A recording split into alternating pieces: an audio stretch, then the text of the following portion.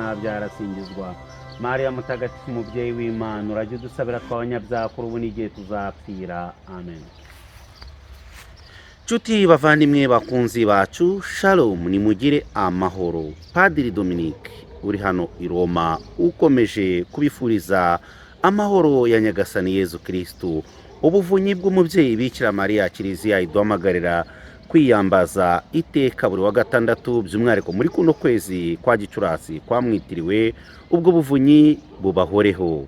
Imana y'amahoro ihora ibarengera iteka mwe n'abanyu bose. Murakaza neza muri iyi gahunda yo kuri uyu wa gatandatu wa kino cyumweru cya kane cya Pasika.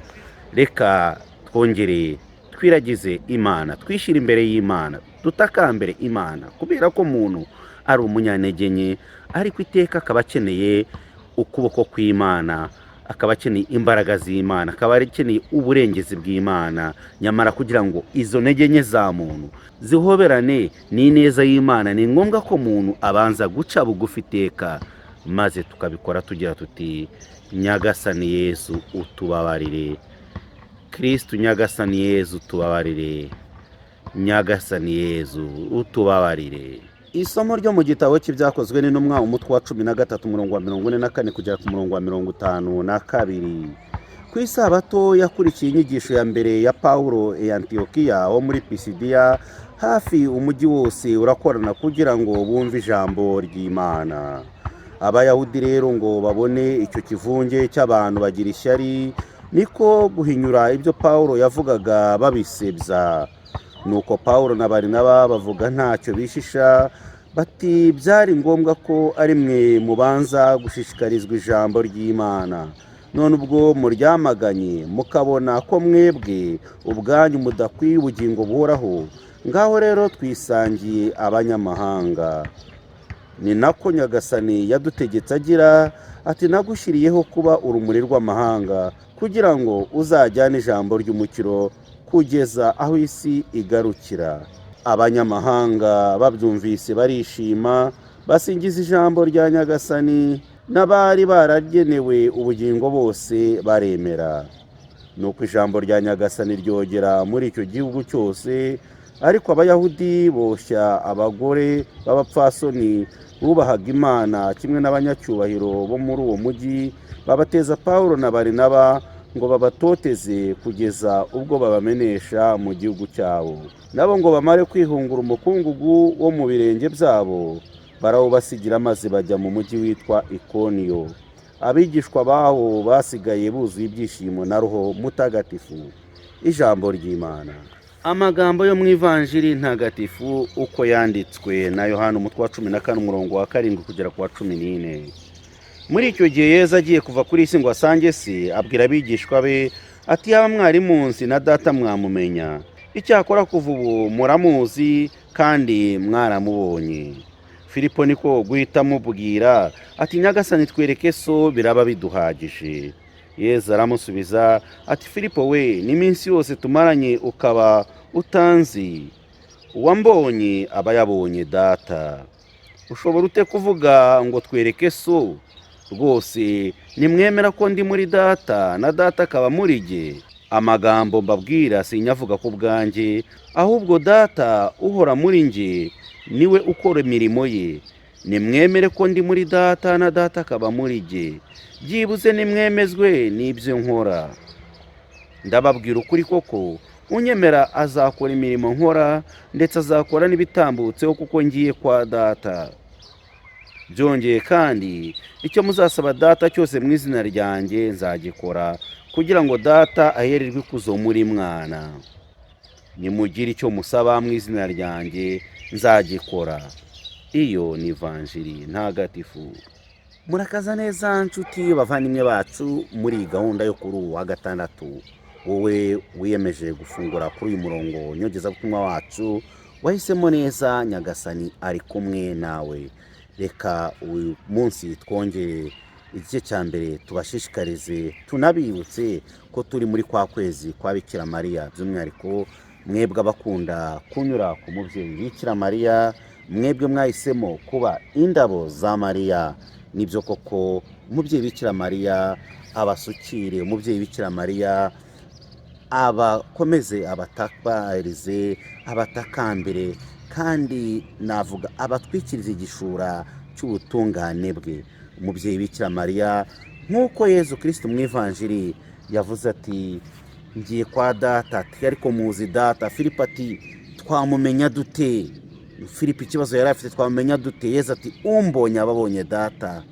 nk'uko Yezu Kristo muri iyo mvugo, muri iyo njyana ari kutubwira muri iyi minsi, ndetse twumvise avuga ngo ni ingenzi ukuri n'ubugingo, ntawe ugera kuri data atanyuzeho. Ariko uyu munsi ndagira ngo nkubwire ngo nushaka kugera kuri Yezu Kristo, akayira ka bugufi, akayira k'ubusamo, akayira katagoranye, akayira koroheje, ngaka ni umubyeyi Bikira Mariya.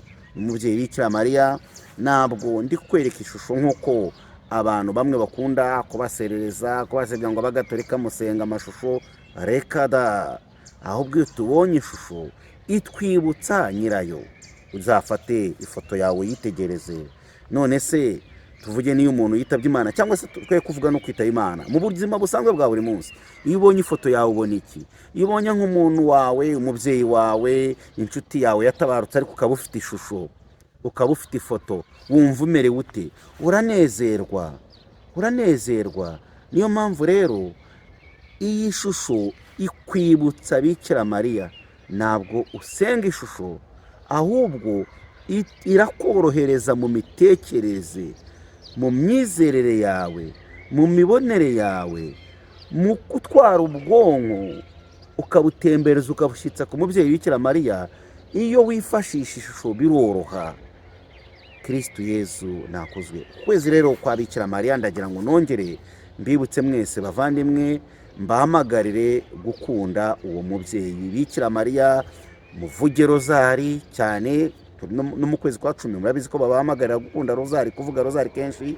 Ariko ubu ndagira ngo noneho mbabwire ku kwezi kwa 5 niko basige gutyo, n'amezi 2 ubundi Kiliziya iduha. Kwezi kwa 5 kwariwe Bikira Mariya, n'ukwezi kwa 10 kwariwe rozari. 5, 10 murumva intera irimo. Amezi 5 ya mbere 5, kwezi kwa 5, n'andi amezi 5, 10, kwa 12 tukabona iminsi mikuru ya Bikira Mariya, n'indi hagati mu yandi mezi. Ariko ndagira ngo nkubwire ngo uku kwezi ni igihe cyo kongera gutabaza uyu mubyeyi. Tujya dukunda kwivuga kenshi, umubyeyi Bikira Mariya yabonye byinshi. Nubwo tuvuga Yezu Kristo, ariko umubyeyi Bikira Mariya ntushobora kumumutandukanya nawe.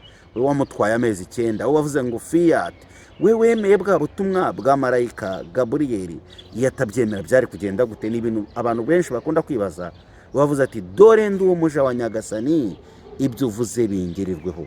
Kuva icyo gihe nibwo yemeye kuba iki? Iforomo nzima yo gutwara umwana w'Imana mu nda ye amezi 9. Mbega ngo aragirirwa ubuntu, mbega ngo umugore aragirirwa ubuntu. Umugore kimwe nawe, cyane cyane abategarugori, ni mwebwe ubutumwa bw'ukwezi kwa Gicurasi cyane cyane nubwo butureba twese, ariko ni mwongere musabe kugira ngo umutima wanyu, abamama, umutima wanyu umere nk'uwande, nk'uyu mubyeyi Bikira Mariya. Mumwigane kugutuza, mumwigane kwemera ko yari afite, mu bwitonzi, mu myitwarire, mu mibereho ye yose, uko yanogeye Imana, uko yanogeye ijuru. Namwe abibasige, ariko kandi bitaretse natwe twese abidusige. Ukwezi kwa 5 rero kugusige guhinduye ikintu mu buzima bwawe, cyane cyane mu mibanire yawe n'umubyeyi Bikira Mariya. Twababwiye ko ibanga rya mbere riri mu kwivugira rozari gusa, mu kuvuga ishapure yawe gusa, buhoro, utuje, udasakuza, mu ntege nke. Kabone nubwo wabona agategeko ari kuba gakeya, hari uburyo utangira no gusenga rimwe na rimwe ushobora gusinziramo. Hari abantu bajya bakunda kubivuga, ariko ntacyo bitwaye. Nunasinzira ugakanguka, wongera uvuga izindi. Nunavuga ati yenda padiri nashoboye kuvuga ndakuramutsa muri 10, nunazivuga yenda ejo uvuga izindi. Buhoro. Ikibi nuko wacika intege. Umubyeyi Bikira Mariya yakoze byinshi mu buzima bw'abemera, ndetse abatanga ubuhamya murabizi muri benshi. Ariko si icyo mbabwiriza, no kongera kubibutsa, no kongera kubashishikariza muri kino gihe, kongera kubwira umubyeyi Bikira Mariya, kwiyambaza umubyeyi Bikira Mariya, kunyura ku mubyeyi Bikira Mariya, kuko iteka nkunda kugasubiramo akanako ibyo yakoreye i Kana n'uyu munsi aracyabikora. Kana yaravuze ngo icyo ababwira cyose Yezu Kristo mugikore, kandi Yezu Kristo iteka atubwira mu ijambo rye turamwumva. Twakwibaza tuti ese kubera iki bidakoreka? Umubyeyi Bikira Mariya hari igihe tutamuhungiraho, hari igihe tutamubwira. Umubyeyi yamenya ate, yagutabara ate? Umubyeyi Bikira Mariya ngo aguhereze kandi nawe utamubwiye. Iyo umwana afite icyo akeneye mu buzima bwe bwa buri munsi, aregera, urumva, ukegera ukabwira umubyeyi wawe ndashaka iki, ndashaka iki, ndashaka iki, kandi ntacyo uteze kubura. Niba umubyeyi, ababyeyi banyu ngo babaha ibi n'ibi n'ibi n'ibi, umuremyi wanyu we azabagenzereza ate iteka n'ibyishimo mu ijuru. Niyo mpamvu rero kuno kwezi kwa Bikira Mariya muvandimwe kutubera umwanya wo kongera mbere na mbere guhagurukira ishapure, kuko ariyo ntwaro. Kwa kundi turimo ngo sanze abavandimwe nta kindi nitwaje keretse ivanjiri n'ishapure yawe, nizo ntwaro zanjye nzagutumikira. Mariya mwiza, Mariya mwiza, mubyeyi wacu, mubyeyi wacu, nyina wa jambo, nyina wa jambo, ndaje we, ndaje imbere yawe kumva ubutumwa, nzagutumikira. Ntabwo biri kuza neza ariko naho ndagerageza da. Icyangombwa nako kantu nagira mbabwire, ijambo ry'Imana siryo tubasome ngo nzaza imbere yawe nitwaje iki? Ijambo ryawe n'ishapure. Intwaro ni ebyiri, ishapure n'ijambo ryawe. Ishapure ni intwaro itsinda umwanzi. Ujye uvuga ishapure buhoro iteka, uyivuga kangahe. Nawe hari igihe tuba ngo turi mu kwezi kwa Bikira Mariya tukabyina tukagira gute, ariko wabaza ngo ni gute? Kuko umubyeyi Bikira Mariya yatubwiye uburyo duhura nawe, ibanga duhuriramo nawe ni muri rozari. nta muntu wigeze uvuga rozari ngo aheka amaboko. Niba utaramenya iryo banga ni akazi kawe. Niba utaramenya iryo banga ntuzitwaze ko ntabivuze. Ngewe umukoro wanjye uba uvuyeho, mbaye nkubwiye nkweruriye iturufu riri mu kuvuga, urumva, rozari, maze ubundi ugahinduka. Muribuka ikibeho umubyeyi Bikira Mariya ngo yabonye indabo, ntabwo urumva, murabona izi ndabo banabazaniye kuri utu turabo. Twese buri muntu niba ushaka, buri muntu afate akashaka, buri muntu turazibatuye. Ariko iyo uvuga ishapure uhora uri ururabo rusa neza, zitari nka za ndabo umubyeyi Bikira Mariya yabonye ikibeho ngo zari zumiranye we, zumiranye cyane. Izumiranye nizi ni baba Kristo batakifitemo kwemera, batakifitemo imbaraga, batagifitemo amizero. Baba Kristo bihagazeho ubwabo, batagifite icyerekezo, badagishinze imizi kuri Yezu Kristo n'umubyeyi Bikira Mariya ngo bamwiyambaze. Ngabo abantu bameze nk'indabo zumiranye. Naho ubu munsi twebwe turagira ngo tukubwire ngo ukwezi kwa gatanu usukirwe n'ijambo ry'Imana. Rozari rivuga ikubere nk'ay'amazi afutse, maze wongere utohagire, use neza nk'ariya roza, use neza nk'ururabo rw'umweru, maze ijuru rikwishimire. Ninjye nawe tugomba kubwira umubyeyi Bikira Mariya akadutabariza, akadukomangira. Nitumunyuraho ntabwo azadutenguha, Kristo azatwakira mu ngoma y'Imana. Muvandimwe, mu isomo twanumvise, tuvuge mu masomo gakeya, twumvise Pawulo ari kwamamaza ijambo ry'Imana. Za mbaraga yakoresheje atoteza umuryango w'Imana nizo ari gukoresha, ahubwo byabaye imbutsane, metanoia, zabaye imbutsane, icyo bitaga renversement de la situation. Twarakibabwiye kubirindura, ari kwamamaza Kristo. Ariko abayahudi hajemo ishyari, twababwiye bageze Pisidiya, Antiyokiya. Muri Pisidiya bari kwamamaza, abantu bari kugenda biyongera benshi baza, kuko ijambo ry'Imana ikigaragara ko riri gukora, riri gutanga n'ibisubizo ni ubwiyongere bw'abantu. Nzajya mbona muri kiliziya hirya no hino ababatisimu, abiki, burya ni ibintu bishimishije. ubona imbaga y'Imana yuzuye muri kiliziya, mu rusengero basingiza Imana, baba bafite ya nyota bakuye hirya no hino. Iyo nyota niyo ugomba guhora ugira, ukumva nk'uko ugira inyota yo kugira icyungu, ushaka icyungu ushakisha, kumva ushaka kunywa. Ugomba guhorana inyota y'iby'ijuru, kwa kundi mu kiliziya bavugira ngo imitima yanyu nihugukire iki iby'ijuru tuyerekeje kuri nyagasani. naho hari igihe bavuga ngo tuyerekeje ko ngo nyerekeje, ntukerekeze umutima wawe ahandi navuze mbere na mbere, werekeze ku by'ijuru. muvandimwe, Kristo Yezu nakozwe. bagize ishyari kubera Pawulo ari kwigisha ijambo ry'Imana rikasana abantu, ijambo ry'Imana rigakora abantu ku mutima, ijambo ry'Imana rikongera rigasana abantu. ariko ku rundi ruhande bagize ishyari, niyo mpamvu bamuteje ngo abantu batandukanye. nawe yihungura iki? imikungugu. Yezu Kristo yari yaravuze ati abatazakira muzakunguta imikungugu yanyu muyibasigire bibe ikimenyetso kigira gute kibashinja. nyamara ku ruhande rumwe n'ubwo bamwe batagira gute batakira abayahudi kandi aribo bari baragenewe mbere na mbere iryo jambo ry'umukiro. urundi ruhande abanyamahanga abo ababwirwaga ko ijambo ry'Imana atari iryabo, bo baragira gute? bo barafatiye iya mbere, noneho barishimye, bakiranye ibyishimo ndetse na Roho Mutagatifu. iteka ni ikikwereka ko ijambo ry'Imana cyangwa se iby'Imana nta na rimwe bizatsindwa. hari igihe uruhande rumwe hajyamo ibihato, hakabamo inzitizi, hakabamo kidobya, ariko ntuzibwire ko byarangiye. buri gihe iteka ineza y'Imana iganza inabi ya muntu. iyo muntu yemeye kwiyambika inabi, iyo muntu yemeye kubiba inabi, iyo muntu yemeye kwimika no gushyira mbere iyo migenzo mibi, iteka ntuzavuge ngo birarangiye, kuko igihe cyose ijuru riratabara. niyo mpamvu n'ubundi nubwo byatangiye tubona byari byiza bikagera hagati, abayahudi bakanga kwakira ijambo ry'Imana, ariko igisubizo cyabonetse. n'ubundi abanyamahanga bagize gute? bakiriye kandi bishimiye kwakira Mutagatifu. muri abo banyamahanga natwe ntabwo turi abayahudi muvandimwe, twese turi muri abo banyamahanga twakiriye ijambo ry'umukiro. twishime rero kandi tubeho nk'abakiriye Roho Mutagatifu. mu ivanjiri ntagatifu Yezu ngo agiye kuva kuri isi ngo asange se, yabwiye iki abigishwa be?